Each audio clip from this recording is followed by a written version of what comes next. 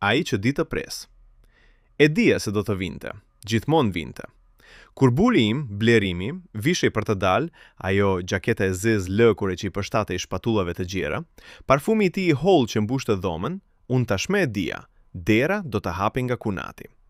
Kunati, Leartit, i mjaftonte të dëgjonte hapat e Blerimit në shkallë. Aq shpejt vinte, saqë ndonjëherë mendoja se rrinte i strukur pas derës, duke pritur.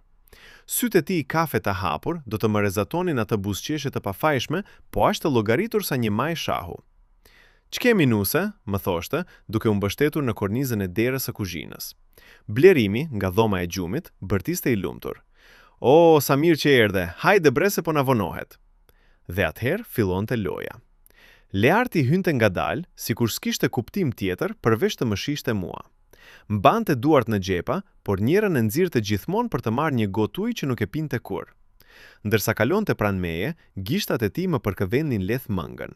Një lëvizje aq e shpejtë sa mund të ishte aksident, por nuk ishte. "Sa bukur je sot", më pëshpriste, ndërsa Blerimi kërkonte qelsat në dolap.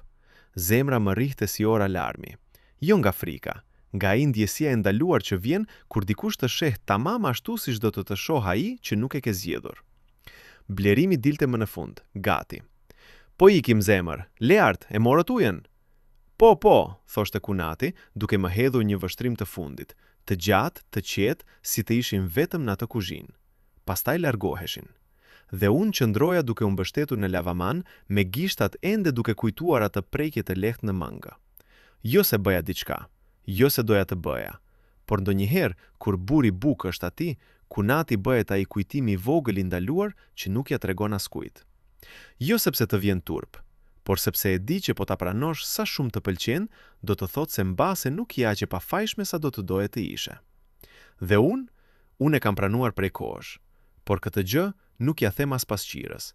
E lë aty, në atë sekond kur Kunati më pëshprit "sa bukur je" dhe buri im buzëqesh i lumtur duke mos parë asgjë. Sepse diçka në atë sekond, e ndaluar, e shkurtër, e tmerrshme, më bën të ndihem gjallë. Dhe Kunati e di. Prandaj vjen çdo herë.